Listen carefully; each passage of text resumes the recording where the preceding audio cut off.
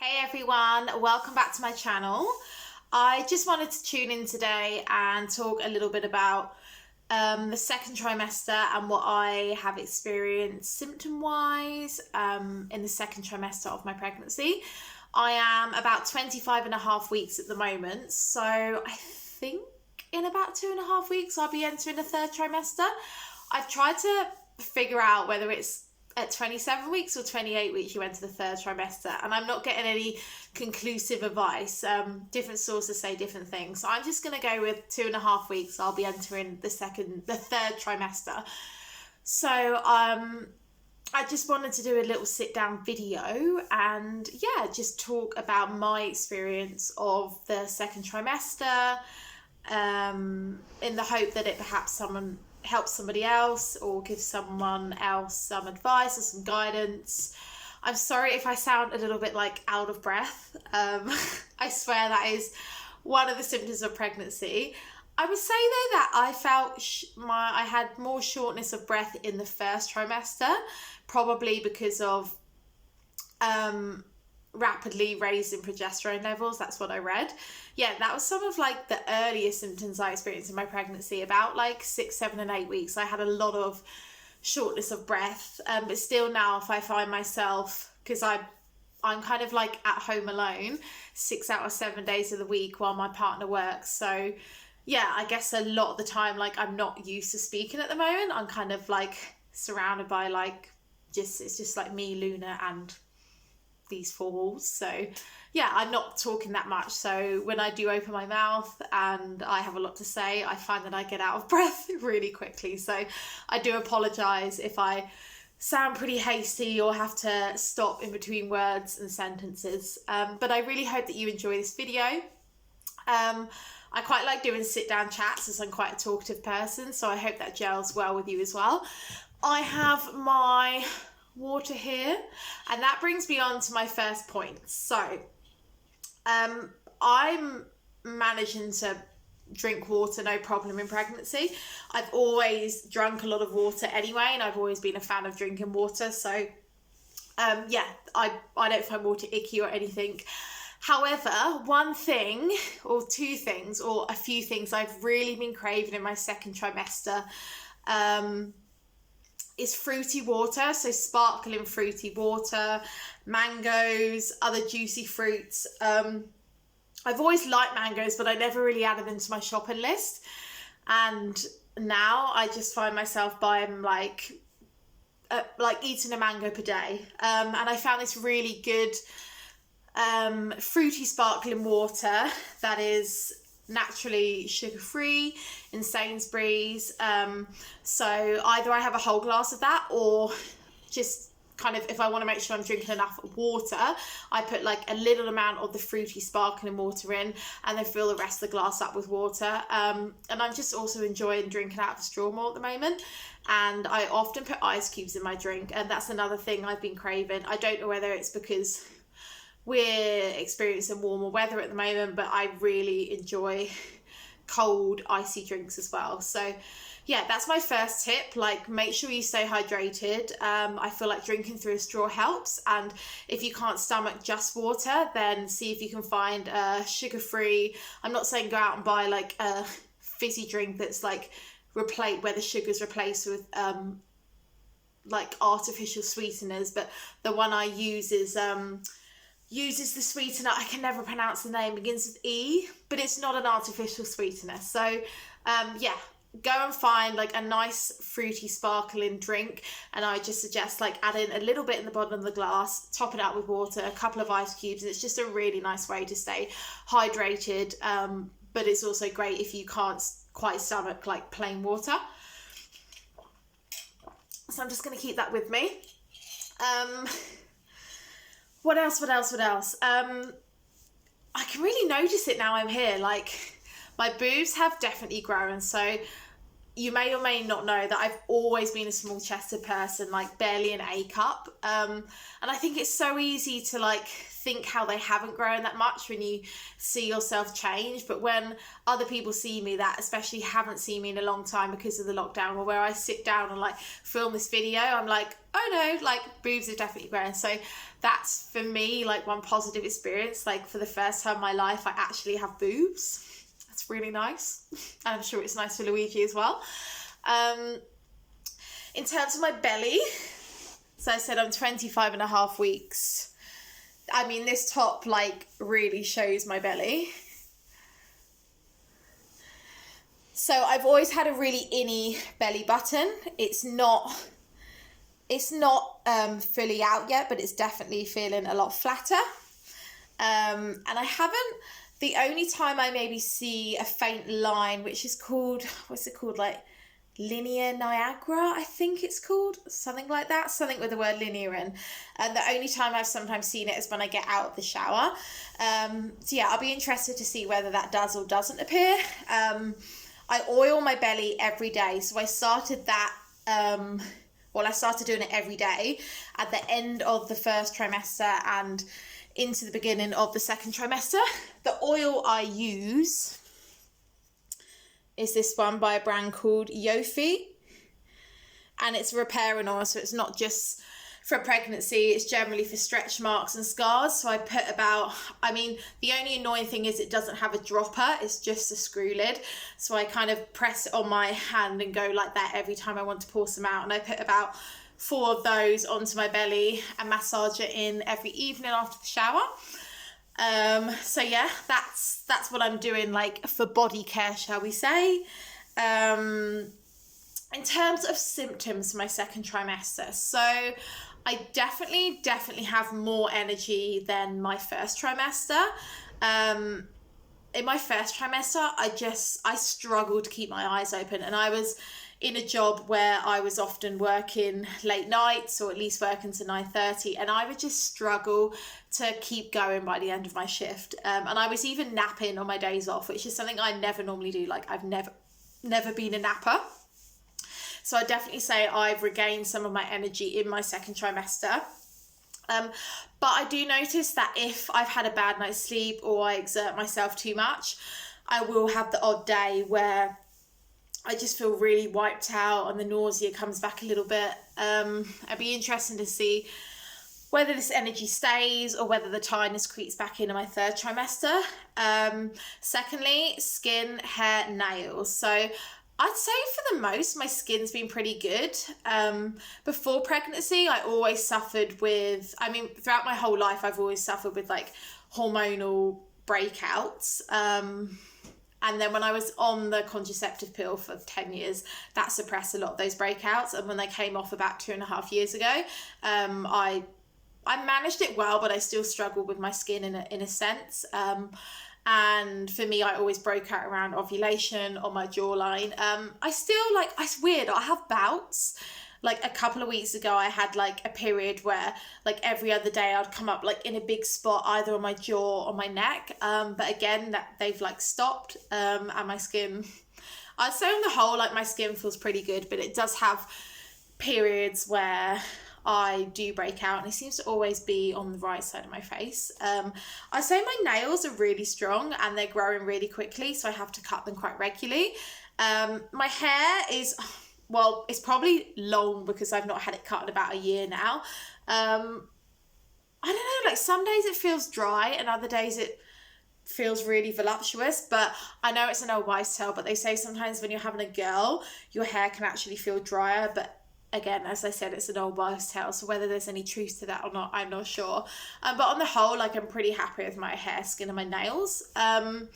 Sleep for the majority has been okay. I say there was like a 2-3 week transition period when I was about, I don't know, like 14, 15, 16 weeks where I was just struggling to sleep, and I guess that was the transition from my first to my second trimester, and that's when I purchased this bad boy, this pregnancy pillow.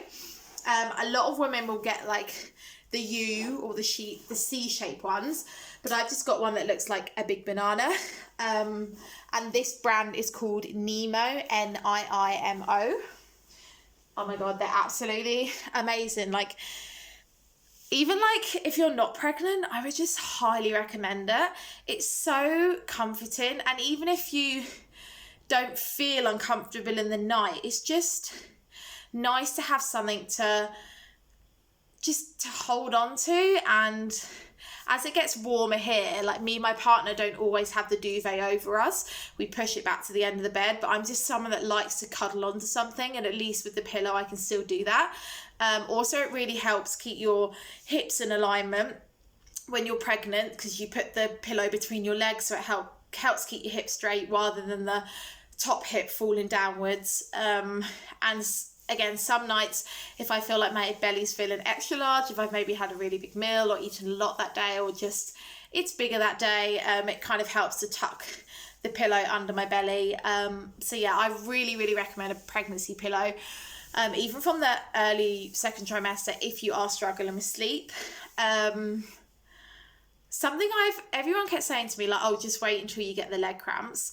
Last night, like, I had no leg cramps, and last night was the first time I experienced it. I basically woke up screaming in the middle of the night and woke Luigi up, and I just screamed like, my leg. I just had the worst leg cramps. So that's the first time I've experienced leg cramps. Other women may have more to say on that, but for the majority, like, before last night, I hadn't really experienced any leg cramps.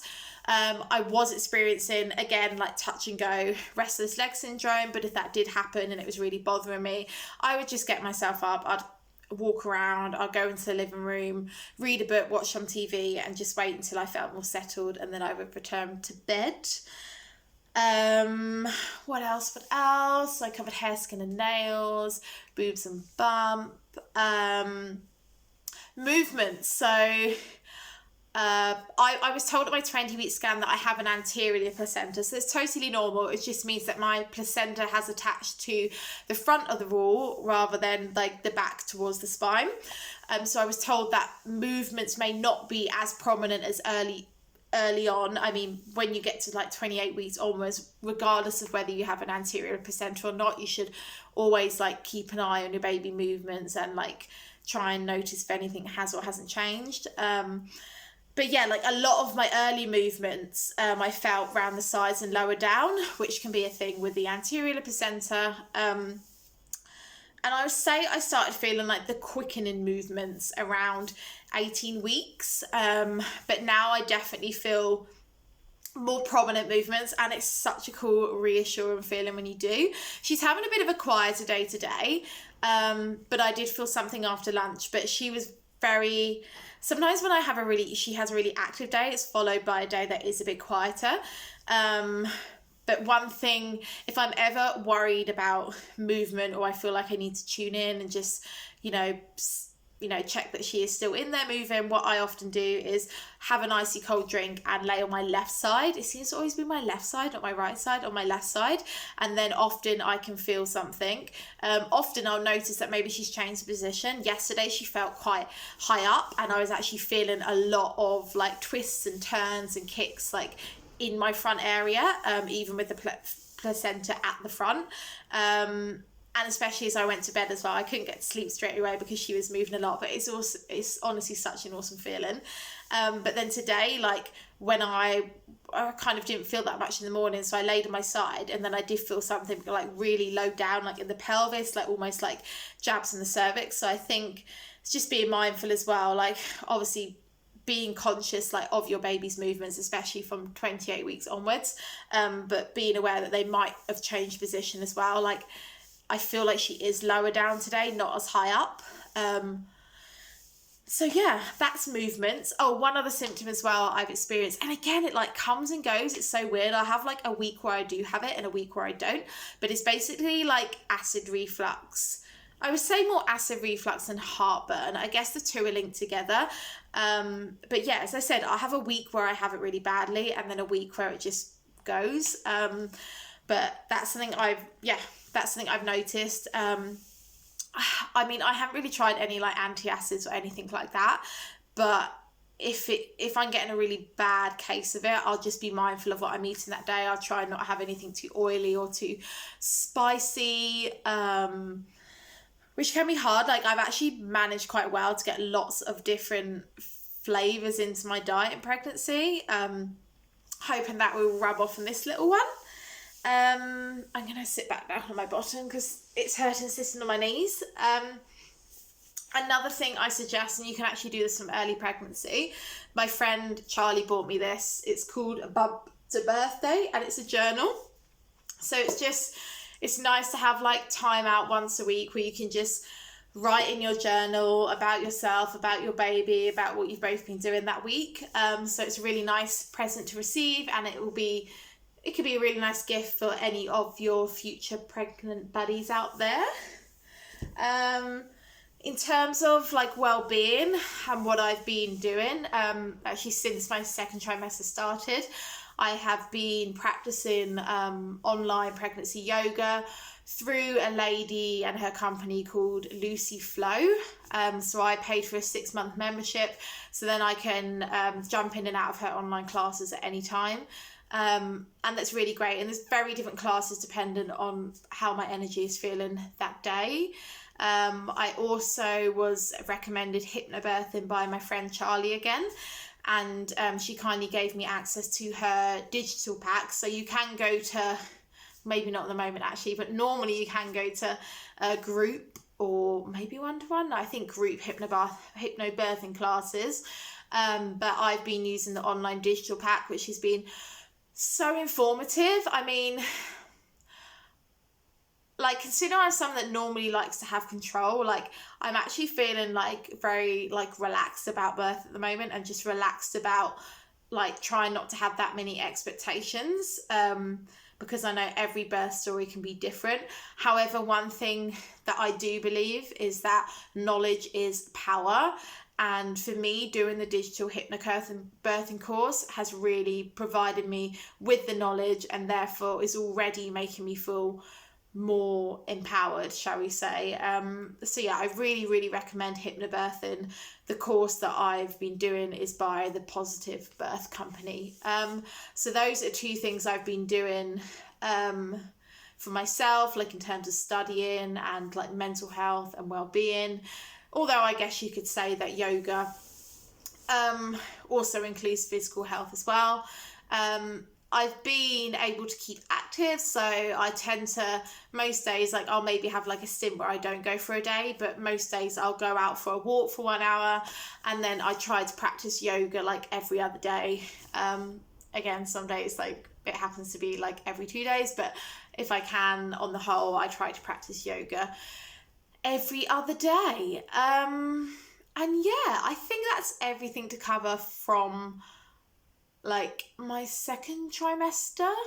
The nausea definitely subsided, but it was still there in the early second trimester.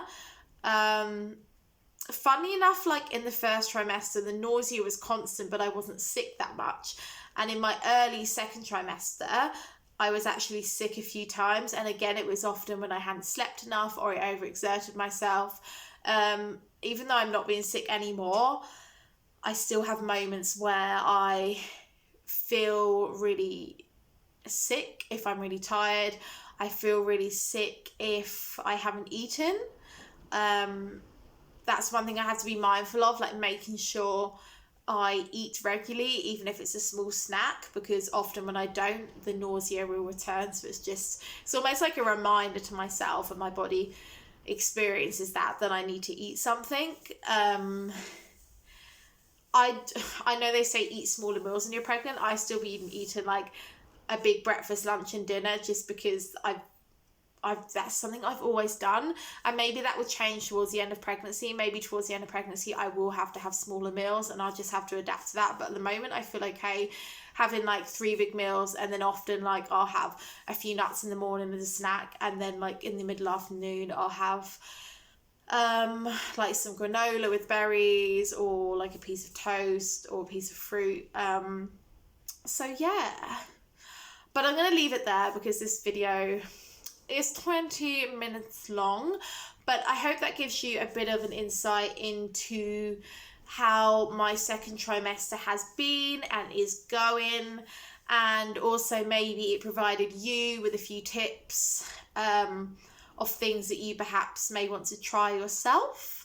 And yeah, I'll probably do another one of these nearing the end of my third trimester, and on that topic, like nearing the end of my first trimester, I think it'd be great if I did a video on things that we decided to purchase for our baby and to not purchase for our baby, things we decided to pack in our hospital bag, prep that I and we have done to prepare for labour and postpartum life.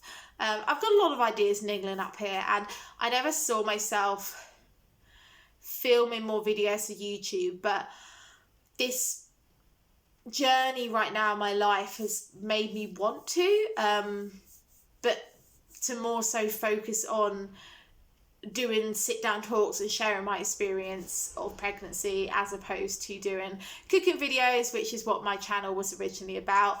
Food is a huge part of my life, and it's going to be a huge part of our baby's life. Like, both me and Luigi love to cook, love to eat, and she always gets so excited around dinner times. I swear she knows when I'm preparing food, because she'll often have a little wiggle in there, like when I'm making food, which I think is hilarious. But yeah, I'm going to go for now. But take care, everyone, and I will see you next time. Ciao!